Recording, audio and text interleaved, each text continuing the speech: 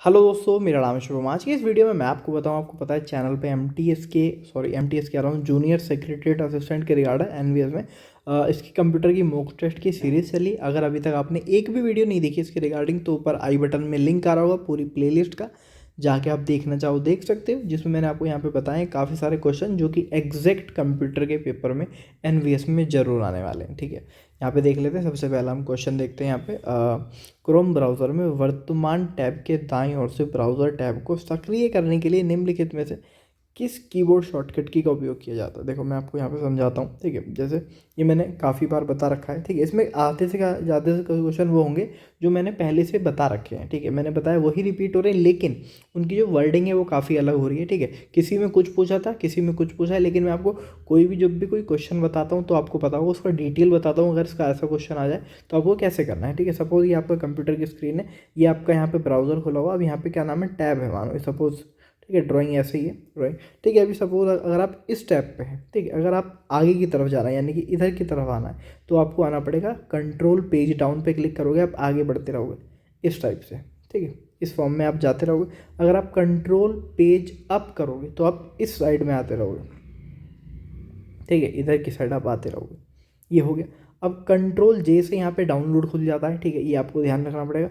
Control जे से, control L से यहाँ पे क्या नाम है, वो यूआरएल होता है, उसे सिलेक्ट कर लेता है। कंट्रोल डी क्या करता है, इसका बुकमार्क बना देता है क्रोम ब्राउज़र में। ठीक है, तो यहाँ पे इसका आंसर हो गया पेज डाउन।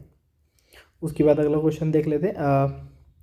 क्या कह रहा है, बताइए एमएस वर्ड के संबंध में निम्नलिखित में से कौन सा कथन सत्य है। ठीक है, यहाँ पे क्या कह रहा है देख लेते हैं। जब आप एमएस वर्ड में एक नई फाइल खोलते हैं तो डिफ़ॉल्ट रूप से उसमें लैंडस्केप ओरिएंटेशन होता है। ठीक है, तो ये यहाँ पे और डिफ़ॉल्ट, अब यहाँ पे मैं आपको बताऊँ डिफ़ॉल्ट क्या होता है।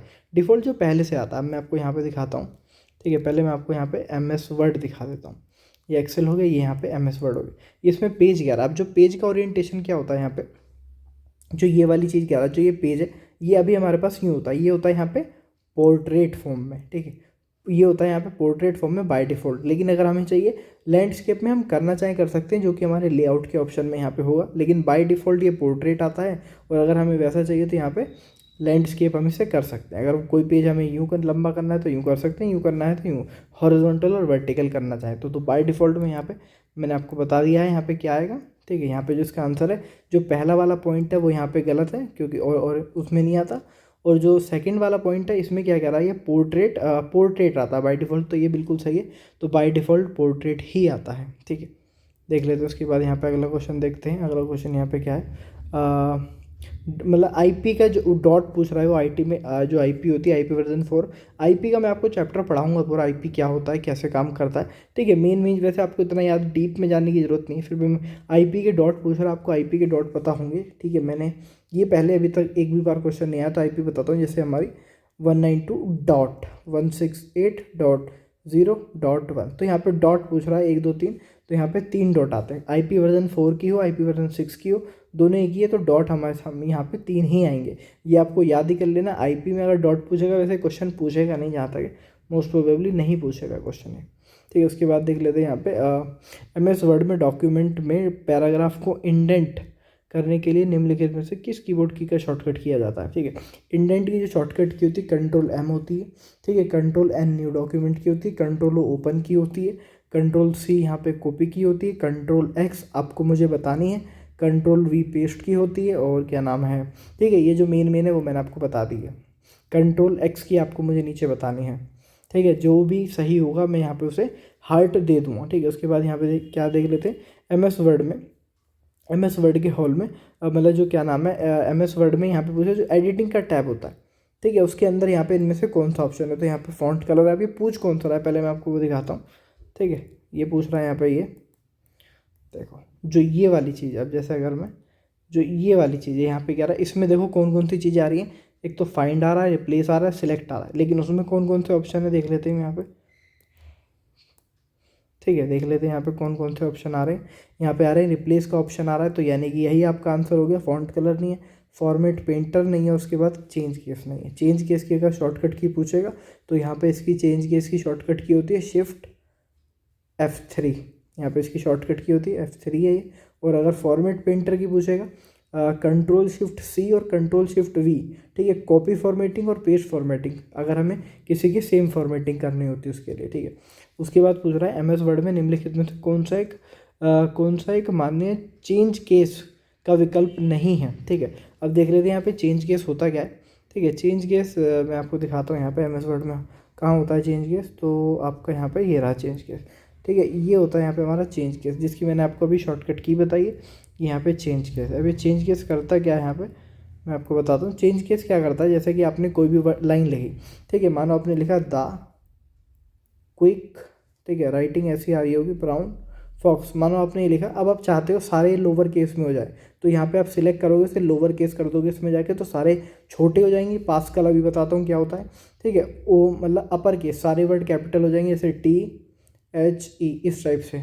टुगल केस बहुत ही वाहियात केस है, काम का मुझे तो लगता नहीं है इस वर्ड में, ठीक है। जैसे आपको दा लिखना, तो दा का जो टी तो कैपिटल स्मॉल होगा, बाकी सारे वर्ड आपके कैपिटल होंगे, ठीक है। ये होता है टुगल केस, ठीक है, बिल्कुल ऑप्शन वाहियात है ये, ठीक है। उसके बाद एक पास्कल। पास्कल क्या होता है, पास्कल यहाँ पे होता है कि हर वर्ड का एक जो, मानो आपने कोई सेंटेंस लिखा दा THE, तो दा का टी कैपिटल हो गया।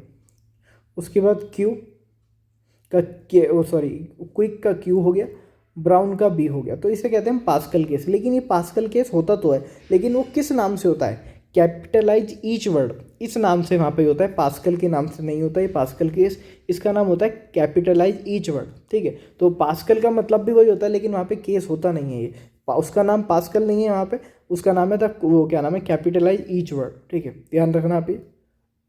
उसके बाद यहाँ पे ये क्वेश्चन मैंने आपको बता रखा है 2 से 3 बार, ठीक है। इसमें कोई मैं वो भी पूछ लूँगा, ठीक है। निम्नलिखित में से कौन सा प्रोटोकॉल ईमेल मैसेज को सर्वर की ओर पुश करता है, ठीक है। SMTP करता है, क्या होती है इसकी full form, simple mail transfer protocol, ठीक है। आपको मुझे क्या बताना है यहाँ पे, HTTP मैंने आपको बताया था। अब HTTPS जो इसमें S होता है, उसकी आपको मुझे फुल फॉर्म बतानी है, S की, जो ये S होता है, क्योंकि बहुत साइड में HTTPS होता है, कोई बहुत सारी में नहीं होता है, तो आपको मुझे इस HTTPS में जो S की फुल फॉर्म है वो बतानी है। उसके बाद देख लें, जब आप MS एक्सेल में एक नई वर्कबुक खोलते हैं, तो स्क्रीन में सबसे ऊपरी हिस्से में निम्नलिखित में से क्या दिखाई देता है, ठीक है। मैं आपको दिखाता हूँ क्या दिखाई देता है, सबको पता है, ठीक है। वैसे आप इसमें आ जाओ या फिर उस एक्सेल में आ जाओ, तो बात यही है, ठीक है। ये रहा, यहाँ पे आपको दिख रहा होगा जहाँ पे बुक 1 लिखा है, ठीक है, ये यहाँ पे, ठीक है, बुक 1 लिखा आ रहा है। अब बुक 1 में क्या है, टाइटल बार है। यहाँ पे जब भी आप कोई फाइल सेव करोगे, तो फाइल का यहाँ पे नाम आ जाएगा। जब अभी बुक 1 के नाम से जो भी आप नाम रखोगे, राहुल, शुभम, मोहित, सोहित, वो सारे नाम यहाँ पे आ जाएंगे, और साथ में एक्सेल का नाम आएगा, क्योंकि एक्सेल है वो, ठीक है। उसके बाद देख लेते हैं यहाँ पे अगला क्वेश्चन क्या है, ठीक है। अगला क्वेश्चन काफ़ी इंटरेस्टिंग है, ठीक है। सेल A5 में एक फार्मूला A3 प्लस में B4 दिया गया है, ठीक है, A5 में है ये, ठीक है। तो उसको अगर हम E9 में कॉपी पेस्ट करेंगे तो क्या होगा, ठीक है। देखो यहाँ पे जब भी आप कोई टेक्स्ट कॉपी कर रहे हो, मानो आपने राहुल कहीं लिखा है, ठीक है, राहुल को आप कॉपी कर रहे हो और वो कहीं और जा रहा है, तो वो राहुल एज इट इज़ आ जाएगा। लेकिन अगर फार्मूले की बात करें, तो फार्मूले में क्या होता है, जो सीक्वेंस चलता है, इस सीक्वेंस को हम कहते हैं रिलेटिव रेफरेंस। कभी समझाऊंगा मैं आपको, वैसे आपके कुछ खास काम का है नहीं, अगर आप कंप्यूटर में डीप में जाना है तो आपको बताता हूँ मैं, ठीक है। रिलेटिव रेफरेंस सब बताऊंगा, अभी नहीं बता रहा, ठीक है।